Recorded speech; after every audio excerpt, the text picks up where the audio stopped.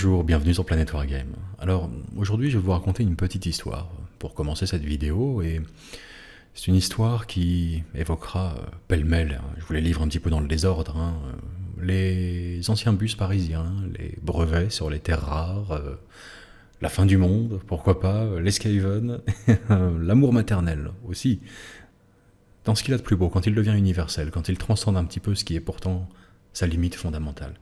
Et puis, d'autres choses encore sans doute, mais on va la prendre, on va la démarrer par la fin du monde. Ouais, c'est un bon début d'histoire, ça veut dire. Alors, pourquoi la fin du monde? En tout cas, ce qui aurait dû l'être, eh bien, parce que c'est une histoire qui se passe en 1999. Et en 1999, en principe, on était dans l'année qui devait être la dernière. Il y avait quand même un faisceau d'indices concordants, qui le laissait penser.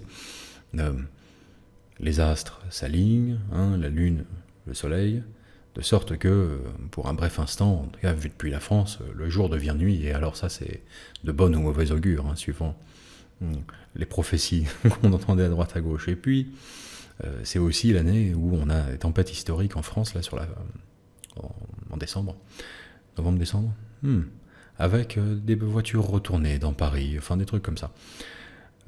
Et surtout, y a le fameux spectre du bog de l'an 2000 qui rôde. Et oui, et ça c'est pas rien. Normalement, on devait se réveiller au 1er janvier 2000, dans Terminator, du jour au lendemain.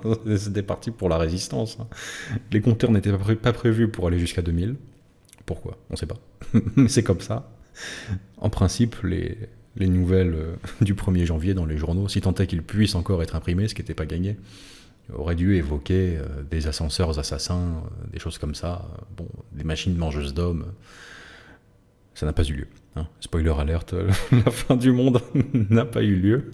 Et alors, c'est aussi en 1999 que sort le jeu Mordheim. Ça y est, vous commencez à voir où je veux en venir. Bon, jeu fascinant, qui reste encore très pratiqué aujourd'hui, alors que il n'est plus commercialisé depuis très longtemps, donc ça donne déjà un indice un petit peu de sa portée, de la trace indélébile qu'il a laissée dans l'esprit de beaucoup de joueurs. Et ce jeu est juste fascinant à plus d'un titre. Si vous, à tout hasard, vous ne le connaissez pas, j'avais fait une vidéo déjà sur le livre de base de Mordheim, vous pouvez aller la consulter, ou googler Mordheim tout simplement, vous n'allez pas perdre votre temps, je vous le garantis. Bon. Donc nous sommes en 1999, Mordheim sort dans les Games Workshop, sauf que moi, j'en ai encore aucune idée. Oui, parce que comme, je sais pas, 80-90% des Français, dans cette période-là, j'ai pas encore accès à Internet. On n'a même pas encore d'ordinateur à la maison, de notre côté. Donc, aucune chance d'être au courant. Et alors, bien que j'en ai aucune idée, je me rends quand même au Games Workshop de Saint-Lazare, comme chaque samedi quasiment, c'est devenu une sortie hebdomadaire. À 11 ans, je prends le fameux bus avec cette plateforme à l'arrière, là, ça non plus, ça n'existe plus. Et bon, j'aime autant vous dire que là, pour moi, c'est mes 2 mètres carrés de paradis. Chaque samedi, hop, on s'en sort la petite plateforme à l'arrière du bus, on se fait une traversée de Paris avec les copains, parfois même de l'Île-de-France. Et bon, le bonheur. Sur la fin du trajet, on passe par les quartiers de Paris qui sont pas les plus dégueux. Magnifique. Puis c'est une aventure à chaque fois. Et on se rend à la boutique Warhammer comme ça, même si on n'a pas anticipé du tout ce qu'on allait y acheter, ce qu'on allait y chercher, mais juste comme ça, quoi. Bon, c'est basiquement Disneyland pour le prix d'un ticket de métro. Donc, avec tous les petits copains, là, 10, 11, 12 ans à peu près, c'est dans ces âges-là, on se rend à notre Games Workshop de Saint-Lazare, qui lui-même n'existe plus non plus d'ailleurs aujourd'hui. Et puis, bon, on fait notre petite virée habituelle. C'est là où, quand même, en tout cas avec un d'entre eux, on a pris notre première cuite, basiquement.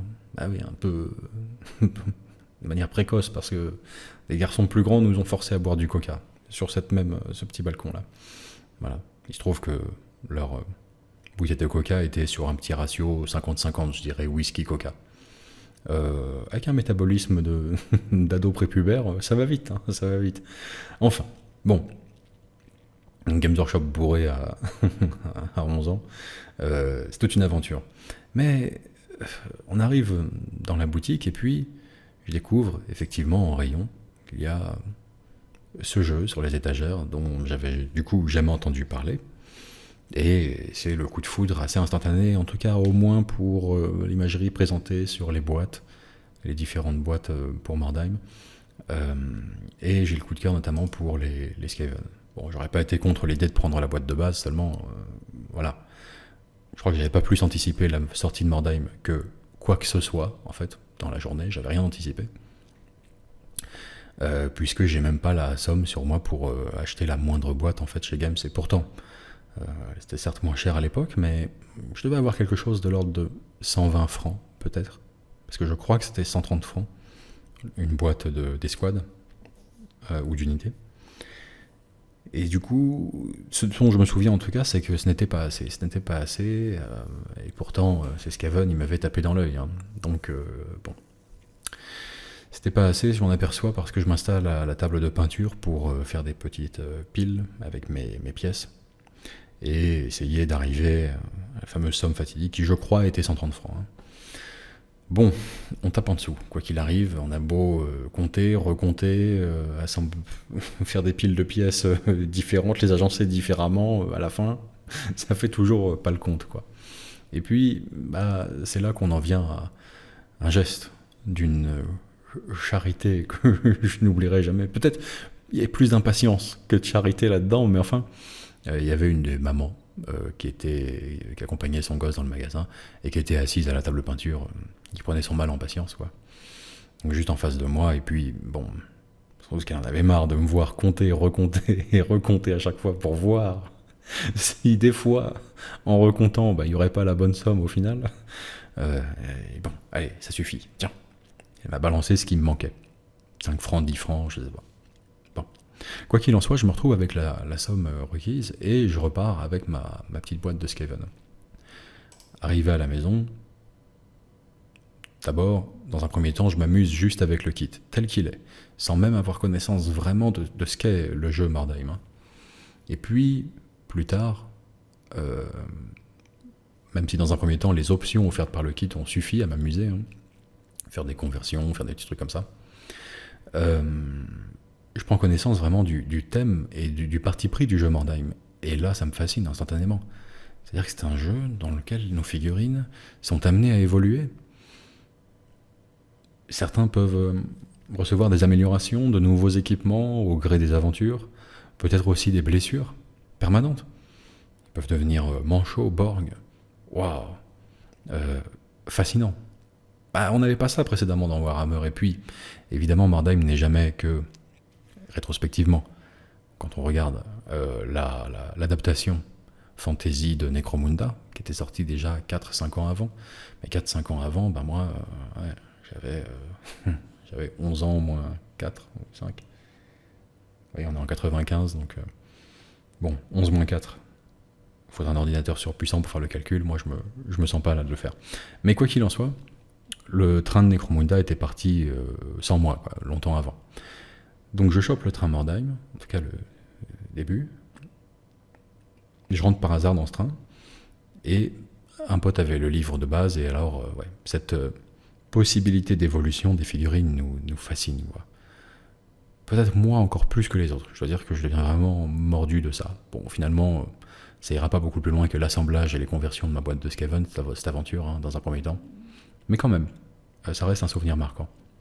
Je me souviens que c'est à ce moment-là, quand j'assemblais cette boîte de Skaven, que j'avais eu ce que je pensais être une vision de l'avenir des figurines Citadel.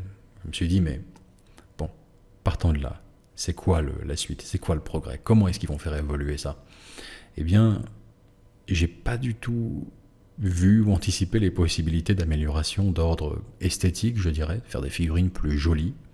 Pour moi, là, on était au pinacle de la beauté, quoi. Il n'y a pas mieux, en fait. Qu'est-ce que tu veux améliorer là-dessus? Rien. Tu touches plus, on touche pas à la perfection. Donc, c'était magnifique. C'est vrai que là, quand je vois leur gueule en plein écran, bon, c'était des standards différents, quoi. Donc, non, ça va pas aller dans ce sens-là. Par contre, ils ont la possibilité d'améliorer considérablement la fonctionnalité du produit en tant que pas vraiment de figurines d'exposition, mais en tant que pion de jeu, des petites liaisons pivots pour les bras, hop, pour pouvoir les interchanger facilement. Pareil, une petite liaison en boule un petit peu pour la tête, pour la garder un peu amovible, etc. Afin de pouvoir refléter l'évolution de tous les membres de notre petite équipe, qu'on puisse avoir un qui reçoit éventuellement un meilleur équipement, une épée de Malpierre, que sais-je, un héros qui devient borgne, un autre manchot, enfin des choses comme ça, quoi.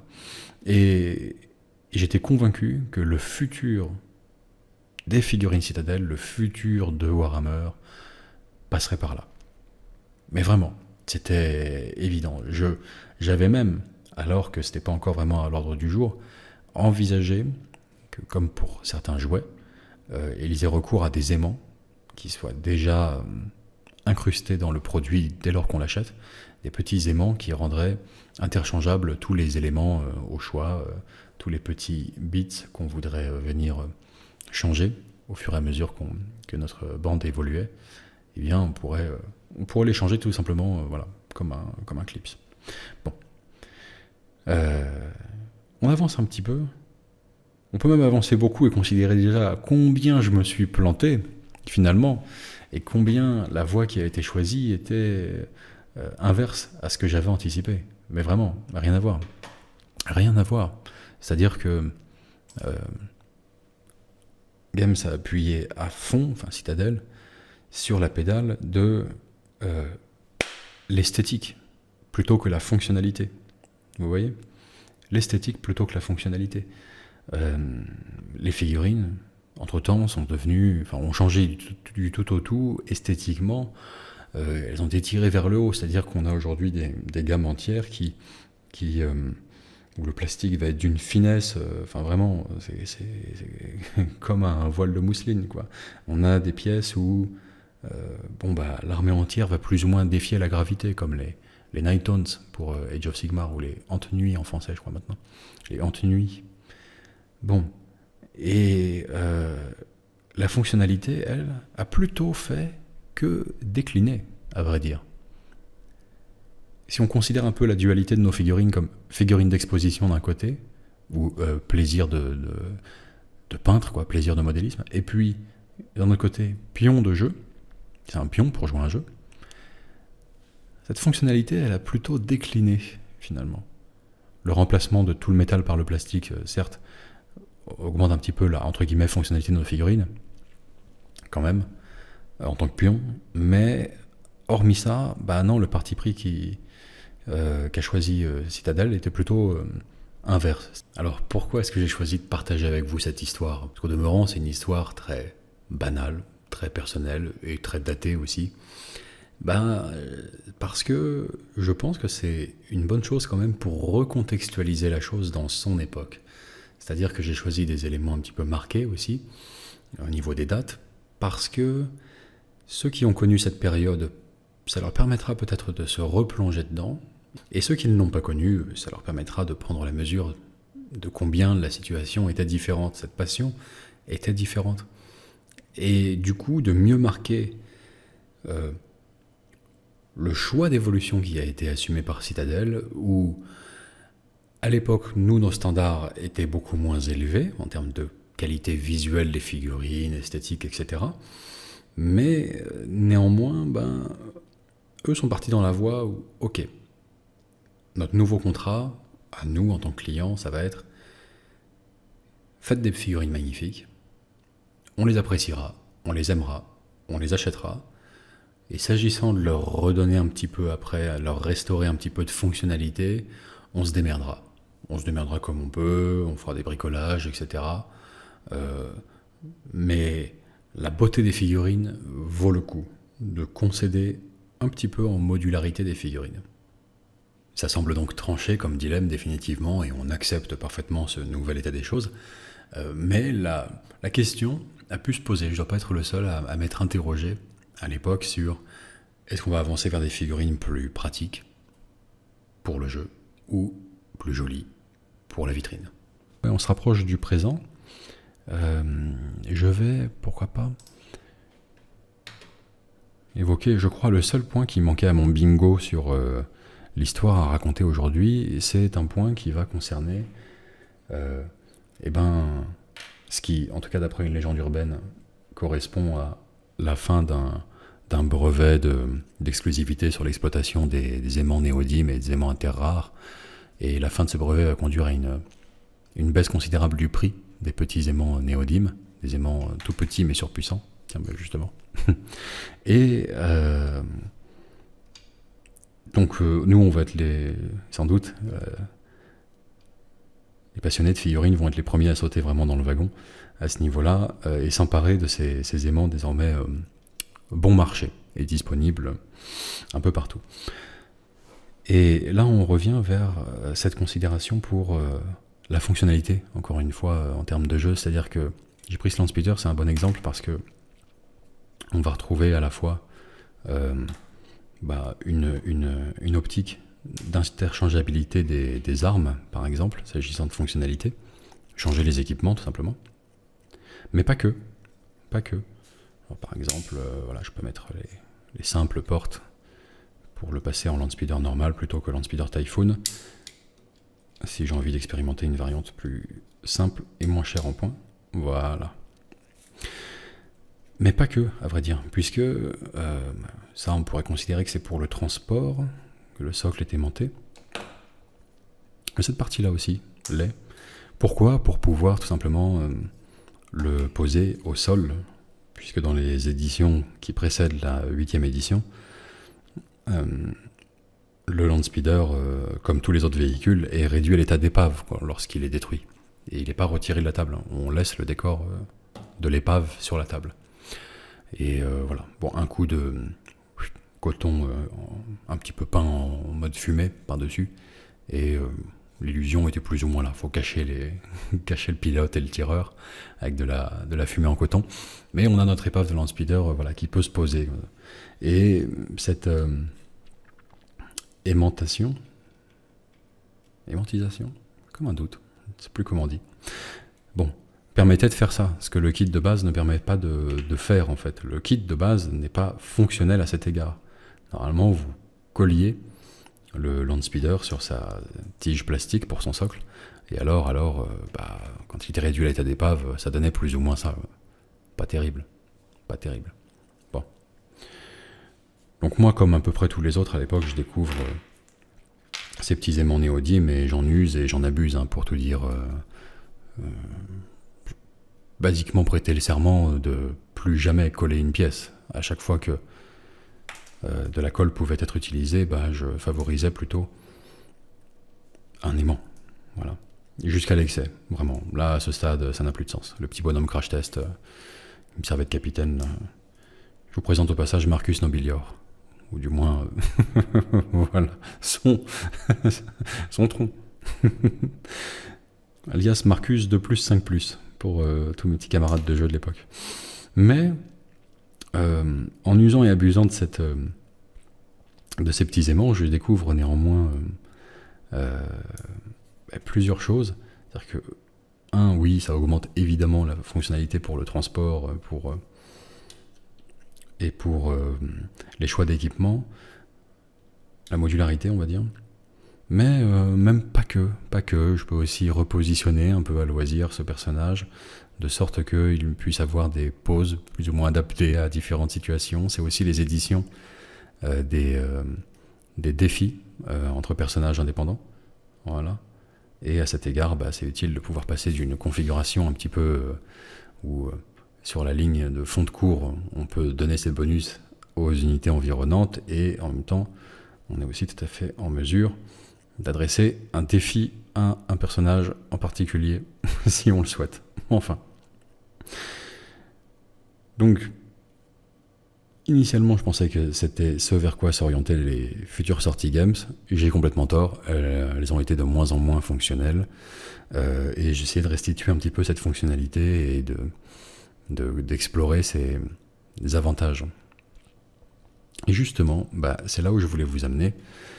C'est que je pense que cette tension entre fonctionnalité et d'une part et esthétique d'autre part, qui est une tension qu'on doit retrouver sans doute je ne suis pas du tout familier du design, mais qu'on doit retrouver dans toute la sphère un petit peu notamment du design, enfin en tout cas de la conception d'objets. Je l'exprime avec mes mots à moi, parce que je ne suis pas familier de ce domaine-là. Mais cette tension, elle est visible un peu partout. C'est-à-dire que vous prenez un objet, honnêtement, ça peut être n'importe quoi. Je cherche autour de moi. Bon, mettons une pipe, par exemple. Une pipe. Une pipe, fonctionnalité, ça sert à fumer du tabac. Pourtant, on en trouve qui rejoignent, je sais pas, les musées ou les collections privées les plus prestigieuses dès lors que leur propriétaire, qui lui en faisait un usage réel, a cassé sa pipe, justement. Et du coup, enfin bref, ouais, c'est pas mal. Collection de pipes, c'est pas mal, parce que finalement, plus celui qui la détient l'utilise, plus tôt, eh ben, il est obligé. La pipe se sépare de son propriétaire, on va dire, et elle vient satisfaire l'avidité d'un collectionneur. Moi, c'est pas mal. Voilà. S'il l'utilise beaucoup, il l'abîme, elle sera plus vite à soi. Si on l'orgue dessus. Pas mal. Bon, quoi qu'il en soit, cette tension, on la retrouve dans plein d'objets. Alors j'ai mis de côté une petite image, comme ça, pour illustrer, je crois, cette tension, qu'on retrouve encore une fois sur nos pions de jeu / figurines d'exposition. Et cet objet, le voici. Voilà. Alors certains d'entre vous le connaissent peut-être déjà, d'autres non. Et je vais m'amuser d'ailleurs à pas donner sa fonction principale d'emblée. Ce sera beaucoup plus marrant de vous laisser l'imaginer quelques instants. Bon. Alors, indice quand même, c'est pas un tabouret. Hein. C'est pas un tabouret, les gars. Ça va. Mais, néanmoins, il a une fonction bien précise. Et pourtant, on peut voir que c'est pas forcément cette fonctionnalité qui va être au premier plan dans son choix de conception, dans son design, puisque il s'agit en fait, je vous le révèle, d'un presse-agrumes. Un presse-agrumes, et de l'aveu même de son concepteur, on va dire, Philippe Starck, eh bien, c'est pas le plus fonctionnel d'entre tous. Est-ce qu'il fonctionne? Oui. Ah oui, j'ai déjà vu des vidéos de son utilisation. J'ai jamais eu la chance de tomber sur un, mais j'ai déjà vu des vidéos de son utilisation, et au début, tu as des agrumes pas pressés, à la fin, tu as des agrumes pressés, tu as un jus. Bon, d'accord, donc il fonctionne. Maintenant, c'est pas forcément le plus fonctionnel à proprement parler. Il en faut un peu partout, faut aimer les pépins de citron. Ok, c'est une chose. Néanmoins, de l'aveu même de son concepteur, c'est pas le meilleur presse-agrumes qui soit. Par contre, c'est le meilleur pour déclencher une conversation avec votre belle-mère dans la cuisine. Et ça, c'est vrai, on peut le lui reconnaître, quoi. Donc bon, est-ce que cette dualité entre esthétique et fonctionnalité, là, elle est entièrement en faveur de l'esthétique? Est-ce que c'est peut-être un petit peu plus compliqué que ça? C'est méta-esthétique? Est-ce que sa fonctionnalité, c'est pas justement de déclencher une conversation? Je crois que c'est ce qu'a dit Starck à ce sujet, hein. C'est sa fonction, en fait, hein. Plus encore que de presser des oranges ou des citrons. Bah, c'est possible. Bon. Et bien en tout cas, pour nos figurines, c'est un petit peu la même chose, et j'ai l'impression, c'est là où on en revient vraiment, on va commencer à toucher du doigt un peu le futur de Games, et l'objet de cette vidéo finalement, j'ai l'impression que contre toute attente, cette fonctionnalité qu'on avait enterrée, qui avait complètement disparu comme axe d'amélioration dans le temps, au profit de l'esthétique, et ben cette fonctionnalité pourrait bien être en train de faire son grand retour. Et c'est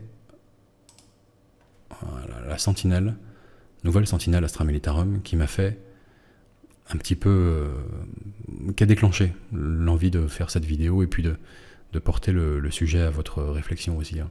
Parce que, bon, soit, une Sentinelle blindée, et alors, eh ben, toutes les armes sont interchangeables, comme ça, sans aimant, sans système particulier, sans montage alternatif, non, juste de base de série. Vous voyez, ça marche aussi avec le lance-missile, et en fait, toutes les armes du kit sont comme ça. Mais c'est pas tout. Il y a également le missile tracker, on peut le remplacer par un autre accessoire. On a aussi le projecteur, qui peut être remplacé au choix par, voyons voir, le bras avec tronçonneuse. Voilà. qui reste amovible d'ailleurs, on peut le mettre dans l'autre sens même si on veut, enfin c'est assez marrant. Les fumigènes également, hop. Vous voyez ? Donc tout ce qui est un petit peu accessoire comme ça, équipement, on peut le modifier à loisir, sans construction alternative, et en plus, alors cerise sur le gâteau, et ça c'est particulier parce que il se trouve que dans la notice, Games Workshop ne vous l'indique pas, mais la seule chose qui différencie une sentinelle blindée d'une sentinelle scout, comment on l'appelle ? De reconnaissance, je crois, sentinelle de reconnaissance maintenant en français, c'est simplement ces petites pièces-là. C'est l'espèce de chapeau d'œuf dur qui vient se placer ici. Pourtant, dans la notice, il vous recommande de le coller sur les arceaux, là. Voilà. C'est pas une construction alternative, j'ai juste assemblé ces pièces ensemble séparément, on va dire. Et comme ça, je conserve le petit chapeau amovible. Voilà. Est-ce que c'est parfait ? Pas tout à fait, parce que, bon, de base, la jonction est parfaite. Si on colle, ce sera pas différent visuellement. Si on le colle, ce sera pas différent, encore une fois. Après, on peut, selon son désir, soit considérer que ce sont des plaques séparées, soit venir les lisser à milliput, green stuff, etc., pour en faire une seule plaque. C'est assez étrange sur les visuels officiels. Il y en a certains où c'est entièrement lissé, et d'autres où c'est complètement laissé comme ça, dans le codex. Bon. Chacun fera son choix, en tout cas il y a des petits rivets au coin de chaque plaque, donc ça peut être des plaques séparées. Quoi qu'il en soit, là où je veux en venir, c'est déjà si vous assemblez une sentinelle, si vous faites partie des nombreux joueurs qui ont commandé récemment un Army 7 Astra Militarum, vous pouvez considérer l'option de coller ces trucs-là à part, et pas les coller directement sur les arceaux, plaque par plaque, comme il vous le recommande dans la notice. Bon, ça c'est une chose, petit tuto au passage. Mais surtout, peut-on faire plus fonctionnel que ce kit, fondamentalement ? Non, on peut pas. Et pour ceux qui seraient tentés de penser que ça, c'est comparable à l'ancienne Sentinelle, non, en fait, absolument pas. Je vais prendre un petit exemple. L'ancienne Sentinelle, voilà. Tout ce qui était arme spéciale était accompagné d'un module assorti qui, lui, venait se coller contre la coque de la Sentinelle. Vous voyez, là, on aperçoit les batteries du multilaser ou du canon laser. C'était peut-être les mêmes, je sais pas. Mais les batteries, si c'était les réservoirs de prométhium du lance-flamme, pareil, ça venait se coller comme ça sur le côté. Et c'était très difficile finalement à rendre modulable. On pouvait avec beaucoup d'astuces, mais pas de base comme ça, de série. Et là, ce kit-là est vraiment, vraiment conçu dans ce sens-là. Et je trouve ça étonnant. Je trouve ça étonnant de la part de Games, parce que c'est ce à quoi ils nous avaient déshabitués, finalement. Et oui. Donc le retour en force de la fonctionnalité, peut-être à l'avenir, c'est possible. C'est possible. J'ai hâte de recevoir le kit de Rogaldorn, le nouveau char Astra Militarum, pour voir un petit peu ce qu'il en est. Est-ce qu'on peut retirer éventuellement les protèges chenilles facilement pour changer de design comme ça sans endommager la figurine? Est-ce qu'on peut changer les armes facilement? L'avant, est-ce qu'on met les deux projecteurs à l'avant, est-ce qu'on peut les remplacer par des mitrailleuses ou des fuseurs, je crois? On va le découvrir une fois qu'ils nous l'auront envoyé. En tout cas, je trouve cet axe assez fascinant parce que il faut bien vous dire que la modularité et puis la fonctionnalité de manière générale, ça va quand même potentiellement bien au-delà de simplement le changement d'arme, le changement d'option, en fait. Ça peut aller au-delà. C'est-à-dire que si cet axe avait été choisi un peu au détriment de l'esthétique, sans doute, ça c'est sûr, même d'ailleurs. Mais si cet axe avait été choisi, on aurait pu imaginer quelque chose qui aille bien au-delà, comme par exemple des modifications purement thématiques, narratives, esthétiques, que sais-je, pour des décors un peu plus destructibles, pour des choses que l'on pourrait... comment dirais-je ? Je reprends mon petit land speeder. Dans le fond, si jamais cette voie avait été privilégiée, on pouvait volontiers imaginer, par exemple, 2 bustes de pilotes et de tireurs alternatifs qui les représentent morts, en somme. Avec une petite, n'importe quoi, une liaison pivot, une connerie, un machin, un trou déjà pré-percé pour mettre les aimants tout seul. Un truc comme ça. Bon, évidemment, c'est si tant est que du coup les véhicules restent sur la table après leur destruction, un petit peu comme dans les anciennes éditions, voyez. Mais dans l'idée, c'est pour donner un petit peu la mesure de la chose. Ça pourrait représenter, vous pourriez avoir des kits de personnages, typiquement votre Capitaine Space Marine, avec des options qui reflètent un peu plus son évolution narrative éventuellement, ou au cours d'une partie, vous voyez, qui représentent des blessures, qui représentent des améliorations, qui représentent des choses comme ça. On pouvait l'imaginer, c'était pas délirant, c'est de l'ordre du parfaitement atteignable, mécaniquement parlant, quoi. Bon, or, voilà, l'esthétique a été privilégiée, mais il est possible qu'on voit se profiler le retour de la fonctionnalité. Voilà, l'avenir nous le dira, mais en tout cas, côté Astra Militarum, ça a l'air d'être au moins le parti pris choisi vraiment pour la nouvelle Sentinelle. Un autre colis reçu récemment qui m'a qui m'a replongé un petit peu dans ce sujet-là, que j'avais un petit peu enterré dans ma mémoire, eh bien, c'est la figurine en Kickstarter actuellement de Deimos Miniature. Et là, vous pouvez être tenté de vous dire, Vince, espèce de sombre fils de... tout ça pour nous faire une grosse sponsor pour un Kickstarter. T'as pas honte? Rends l'argent, vite. Alors non, parce que d'abord c'est pas une sponsorisation, hein, c'est pas une vidéo sponsorisée. Gun Factory ne me paie absolument pas pour évoquer son produit. C'est un copain, tout simplement. C'est un copain. Gandil, vous savez, il a fait il y a longtemps déjà, mais quelques petites vidéos pour la chaîne, des vidéos de conversion, etc. C'est plus sa passion, ça, le kit bash, la conversion, et maintenant, naturellement, la sculpture 3D, évidemment. Et là, je pense que ça arrive un petit peu à son point d'orgue, on va dire, avec son projet, où justement, on est au cœur de cet aspect-là. Et moi, je vais vous dire, niveau design, bon, j'en ai assemblé un. C'est pour ça que j'évoque ce sujet sans complexe. D'abord parce que je touche pas un copec dessus, mais aussi dans son design, le Primo Green que permet d'assembler ce kit qu'on voit représenter ici, ou le Rhinogre avec la tête alternative, tête de rhinocéros ou tête d'ogrine augmentée. C'est pas bon, c'est un beau design hein, que je respecte, que j'aime bien le fluff de ces ogrines. J'avais fait une vidéo fluff pour lui, mais je compte pas m'en faire une armée. Je compte même pas foncièrement en inclure régulièrement dans mes batailles à court terme. Peut-être un jour, mais franchement, non. C'est beau, c'est du beau travail, c'est bien. Il y a tout un fluff derrière en plus pour ces petits Primo Green, donc tout ça c'est cool, je respecte.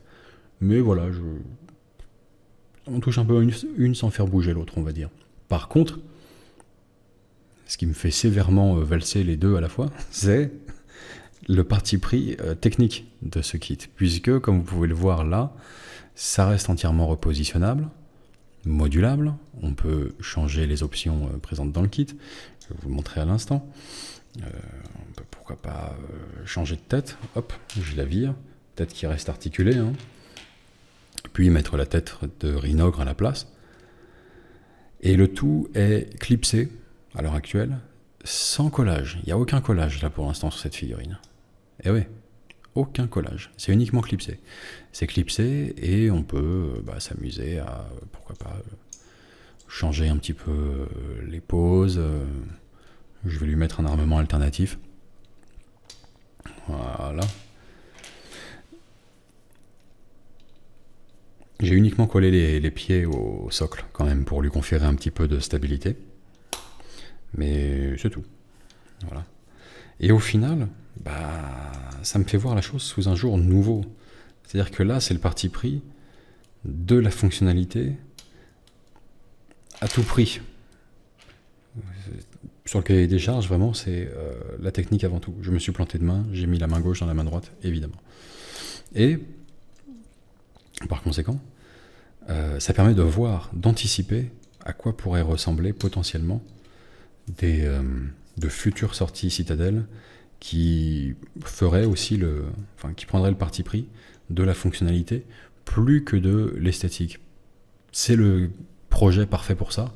Pourquoi ? Parce qu'on est notamment sur du plastique ABS, comme vous pouvez le voir, c'est-à-dire le même plastique en gros que Games Workshop, c'est moulé à la presse à injecter, ça passe dans un moule, et donc on se retrouve avec des grappes qui sont en tout point comparables avec les grappes de Games, à ceci près qu'il y a ce sigle quand même que je trouve diablement classe, fabriqué en France.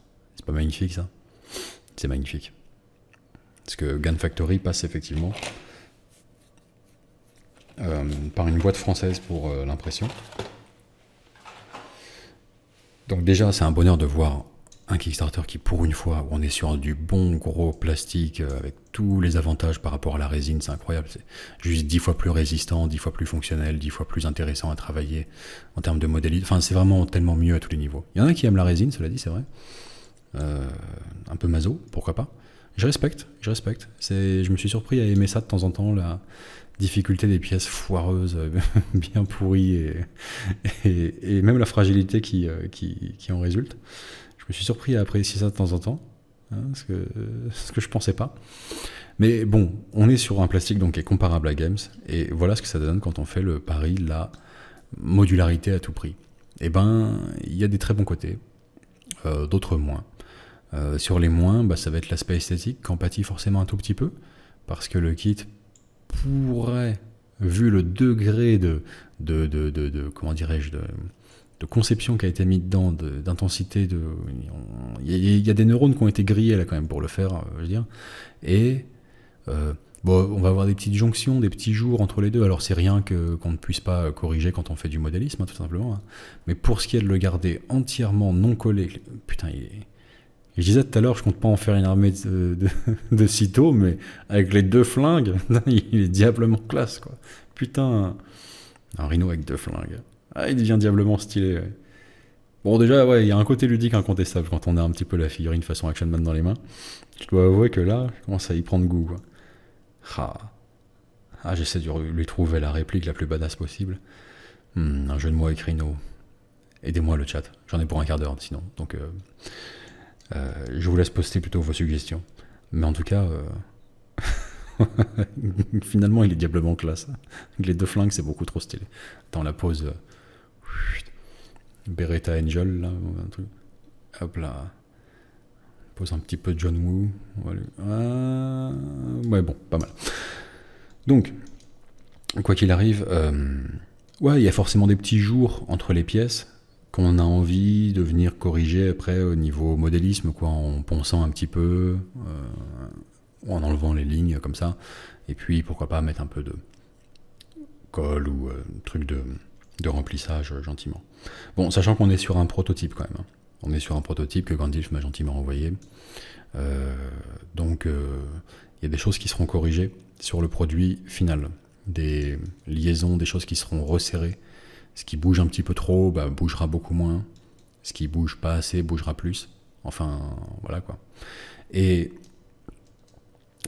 du coup, ça permet d'avoir un véritable aperçu. Donc, si le projet vous intéresse, si vous êtes un peu comme... Alors, si ça vous plaît visuellement déjà ce que vous voyez. Moi, ça commence à monter là.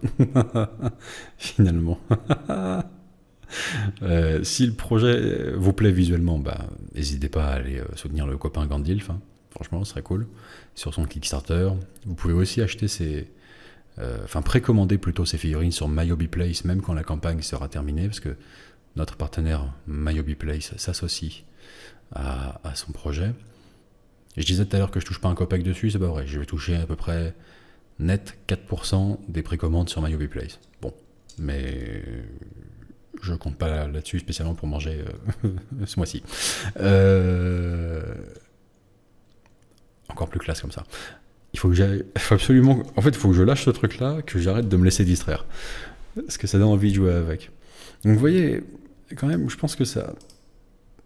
c'était pas prévu, mais ça, c'est parlant par rapport à l'attrait ludique qu'a l'espèce de pion de jeu amélioré qui conserve ses fonctionnalités... qui a ses fonctionnalités étendues, on va dire, par rapport à une figurine qui est juste fixe qui bouge pas, qui du coup est potentiellement, enfin on peut atteindre des choses plus fines, plus raffinées, plus belles, plus dynamiques, etc. Ça c'est sûr, mais on perd cet aspect aussi amusant qui va dedans. Je veux pouvoir changer la tête de mon Skaven aussi quand il devient borgne. Je veux pouvoir lui mettre un pied moche et un pied beau à partir du moment où il a marché dans une flaque un petit peu toxique, mutagène. Je veux pouvoir... Enfin, ce genre de choses. Donc, c'est attrayant tout ça. Et pour moi, c'est un truc mort et enterré. Ça appartenait au passé. Games avait fait une croix dessus. Ils veulent avoir les figurines les plus belles. Enfin, le compromis entre belles... disponible en grand nombre, accessible, pas si cher que ça quand on regarde le prix des grosses unités par rapport à d'autres fabricants, beaucoup plus cher quand on regarde le prix des personnages, mais les grosses unités voilà, de figurines aussi jolies, aussi raffinées, qui ont tellement d'avance sur la concurrence, ils ont fait ce pari-là, et là, la Sentinelle, au milieu de tout ça, elle revient avec sa grosse dose de fonctionnalité, sa grosse dose de modularité, en pleine face, et je lâche ça à l'eau. Est-ce qu'il est possible que, compte tenu de la prévalence que semble acquérir un petit peu la dimension de jeu à l'heure actuelle, et le jeu aussi dans ce qu'il a de, si on me demande, peut-être moins plaisant, c'est moins mon truc, voilà, ça me fait moins rêver, mais le jeu un petit peu opti, etc., où on a envie d'exploiter toutes les options du kit, est-ce que ça permettra pas éventuellement, ça orientera pas le bureau de R&D de Games à l'avenir vers des choix plus en faveur de la modularité et qui par rebond, même si on n'est pas forcément la cible directe, pourrait servir aussi aux joueurs un petit peu plus comme moi qui par ailleurs vont aimer le côté plus narratif, cinématographique, etc., le jeu en campagne et pouvoir jouer un petit peu de ces options-là pour développer leurs propres histoires finalement avec leurs figurines. À voir. En tout cas, ça, c'est ce que un passionné de conversion arrive à faire en quelques années en se mettant au design 3D. Hein, c'est ce qu'il arrive à sortir quand même. Un mec en slip, quoi, j'ai envie de dire. Oui, mais l'image, je sais que dans le hobby, ça vous parle, ça, le côté... façon Astartes, machin. Un mec en slip arrive à sortir un truc mieux qu'un éditeur multimilliardaire. Bah voilà, c'est un petit peu ça l'idée. Donc il est en slip, ok. C'est très important pour l'histoire, ça, pour le storytelling. C'est très important pour le biopic à la fin. À la base, il était en slip et il a fait ça, quand même. Et imaginez maintenant le bureau R&D de Games, qui est le plus gros bureau recherche et développement, en fait, concernant le monde de la figurine dans le monde. Encore qu'il doit y avoir des trucs japonais que je soupçonne pas et qui sont quand même, qui se posent là. Hein. Mais ils ont des moyens sans pareil pour développer, conceptualiser de nouvelles choses comme ça. Imaginez ce qu'ils pourraient faire avec pourquoi pas ce même parti pris. Hop, que des clips qui s'enclenchent, pas de colle. Hop là, des liaisons toutes qui pivotent sur au moins un axe, voire plusieurs par moment. Et autre joyeuseté comme ça. Et une modularité absolue. Bah ça laisse songeur. Et si dans une sorte d'uchronie un peu étrange, Games avait fait le choix de la modularité plutôt que de la figurine d'exposition, de faire les plus belles figurines du marché, quoi. Donc, en résumé, est-ce que cette sentinelle est un phénomène unique, ponctuel, comme ça, qui ne se reproduira jamais, et il n'y a pas lieu de broder autant? Est-ce que Games Workshop a décidé de recentrer un petit peu le curseur entre fonctionnalité et esthétique? Est-ce qu'on peut s'amuser, imaginer ce que pourrait donner le choix de la fonctionnalité au maximum poussé par Games Workshop jusque dans ses retranchements, en lâchant bien la bribe de l'imagination? Qu'est-ce qu'on peut envisager par rapport à ça? Si vous avez des liens utiles, des gammes de figurines existantes qui soient complémentaires par rapport au sujet, des idées que je n'aurais pas eues, des réflexions personnelles de votre côté, toujours sur ce thème-là, les commentaires sont là pour ça. Moi, c'est un sujet de fond qui m'intéresse beaucoup. J'ai hâte de lire vos réponses par rapport à ça. Et puis, naturellement, si le projet là sur Kickstarter de Gandilf vous interpelle un petit peu, si, comme moi, juste avec l'œil un petit peu, juste technicos, ça vous intéresse d'avoir la figurine entre les mains pour jouer un petit peu avec ses fonctionnalités de modularité, on va dire, et posabilité poussées à leur paroxysme, n'hésitez pas à aller faire un tour sur la page du copain, Gandilf, voilà. Et puis, d'ici là, moi, je vous dis à bientôt, bonne peinture, bon jeu, ciao.